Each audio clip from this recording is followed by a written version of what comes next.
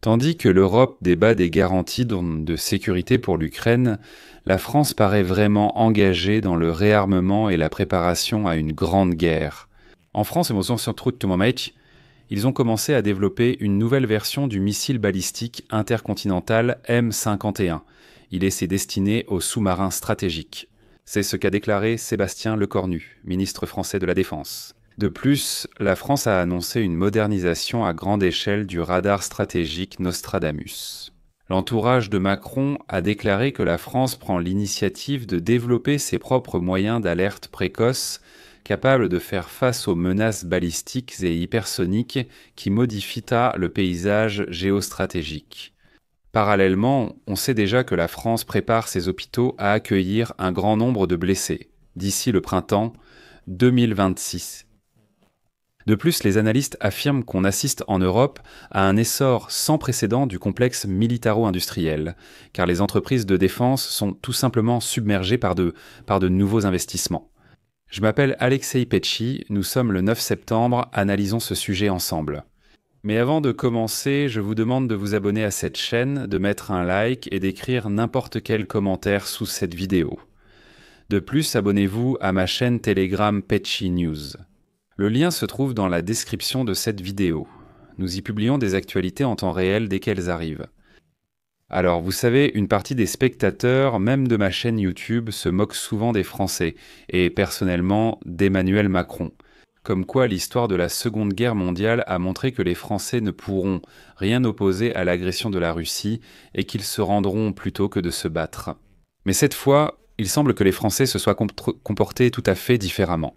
Alors que certains pays d'Europe s'éveillent à peine, la France se prépare déjà à la guerre. Et pas seulement.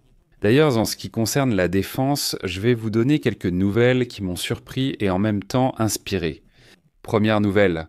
En France, ils ont commencé à développer une nouvelle version du missile balistique intercontinental M51. Il est destiné aux sous-marins stratégiques. C'est ce qu'a déclaré le ministre de la Défense, Sébastien. Je cite. Notre capacité de dissuasion autonome et souveraine est la pierre angulaire de notre outil de défense. Voilà. Comme le rapporte la publication spécialisée Defense Express, l'un des principaux atouts du missile M51-4 sera sa portée accrue, sa grande précision et sa capacité à franchir encore plus efficacement les systèmes de défense antimissiles ennemis par rapport à la version M51-3. La publication rappelle que la M51-3 est en développement depuis 2014 et que sa production devrait commencer cette année. C'est pourquoi la nouvelle version du missile M devrait entrer en production vers 2036. Néanmoins, le missile M51-3 devrait être mis en service dès cette année. On sait qu'environ 7,5 milliards d'euros sont prévus pour la modernisation du missile balistique intercontinental français. C'est ce qu'indique la demande budgétaire pour l'année en cours. Avec du retard, mais tout de même. Il est rapporté que le premier sous-marin lanceur d'engins français, actuellement en développement dans le cadre du projet sous-marin nucléaire. Lanceur d'engins, 3e génération, devrait entrer en service vers 2035. D'ailleurs, cela correspond au délai prévu pour le développement de la nouvelle version du missile balistique intercontinental M51-4. Les experts ajoutent également que le sous-marin nucléaire lanceur d'engins, 3e génération, devra embarquer 16 missiles balistiques à son bord. Le plan de construction de ces sous-marins stratégiques prévoit la création de 4 unités, mais leur durée d'exploitation est prévue jusqu'aux années 2090. Deuxième nouvelle, la France a annoncé une modernisation à grande échelle du radar stratégique Nostradamus, situé sur le site de l'ancienne base aérienne Dreux-Louvilier de l'États-Unis Air Force, dans le département d'Eure-et-Loir. C'est ce qu'a déclaré le ministère de la Défense français.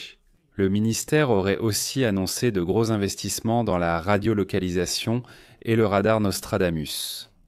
La technologie, conçue dans les années 1990, est longtemps restée dans l'ombre.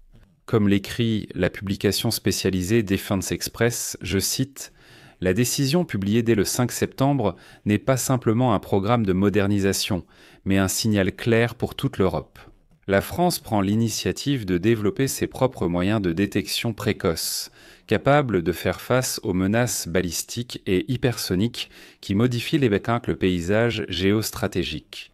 Il est à noter que sur le territoire du département français de la Loire se trouvent des installations importantes, 3 branches d'antennes radar Nostradamus, chacune mesurant 140 mètres de long. Les experts expliquent donc que ce système, développé par le laboratoire aérospatial français, est le seul radar transhorizon européen. Sa technologie révolutionnaire fonctionne en réfléchissant des ondes radio à haute fréquence sur l'ionosphère, une zone située à plus de 60 km d'altitude. Les ondes contournent ainsi la courbure terrestre, permettant une surveillance sur des milliers de kilomètres, du nord de la mer présentée à l'Oural, sans rotation mécanique des antennes.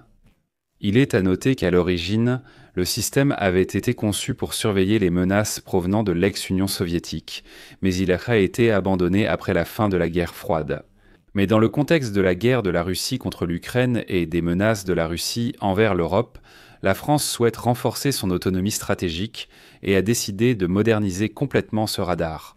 Je vais citer ici Défense Express.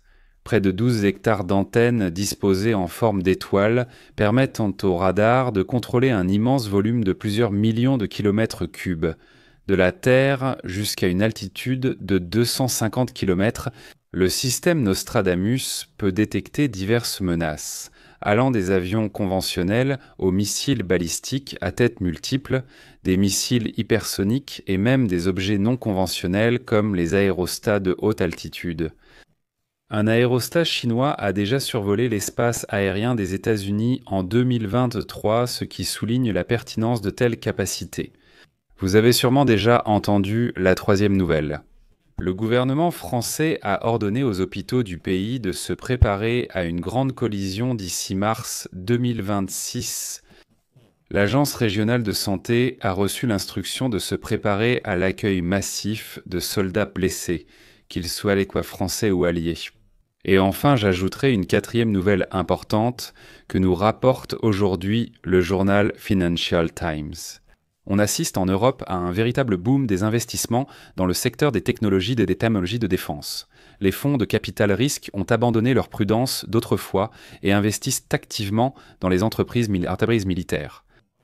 Depuis le début de 2022, ces entreprises ont attiré 2,4 milliards d'euros, dont près d'1,5 milliard au cours des 7 premiers mois de l'année 2025. À titre de comparaison, en 2020, le volume des investissements n'était que de 30 millions d'euros, soit plus de 46 fois moins qu'aujourd'hui. Il est rapporté que ces chiffres sont une nouvelle preuve de l'intérêt énorme des investisseurs pour la vague de nouvelles entreprises, développant absolument tout, des mini-sous-marins sans pilote et des drones autonomes jusqu'à des projets très spécifiques. Selon de nombreux investisseurs en capital risque, l'intérêt pour les technologies de défense a connu un tournant majeur après la conférence de Munich sur la sécurité en février, où le discours ferme du vice-président américain J.D. Vance a suscité des inquiétudes quant au fait que le partenariat traditionnel de l'Amérique avec l'Europe pourrait être menacé. Les startups basées en Allemagne ont reçu la plus grande part des investissements en capital risque, et la plus grande économie d'Europe est le principal fournisseur d'aide militaire à l'Ukraine après les États-Unis. Elle a déjà accordé des prêts illimités pour financer la défense pour les années à venir. Et comme l'écrit la publication, c'est l'Ukraine qui reste la capitale des drones du monde occidental, avec une scène de start-up nationale en plein essor. Des entreprises étrangères se sont également précipitées en Ukraine, proposant leurs technologies aux forces armées et obtenant une occasion unique de les tester directement sur le champ de bataille. Il est évident que l'un des facteurs les plus importants dans ce domaine est le retour d'expériences pratiques, et non les développements théoriques. Les futures entreprises leaders sont celles qui participent activement au processus. Aujourd'hui, cela signifie passer les épreuves directement en Ukraine. Je vais mettre des points de suspension ici. Donnez votre avis, écrivez vos conclusions dans les commentaires sous cette vidéo, abonnez-vous à la chaîne, cliquez sur la cloche et n'oubliez pas de mettre un like. C'est tout pour aujourd'hui. Prenez soin de vous. À bientôt.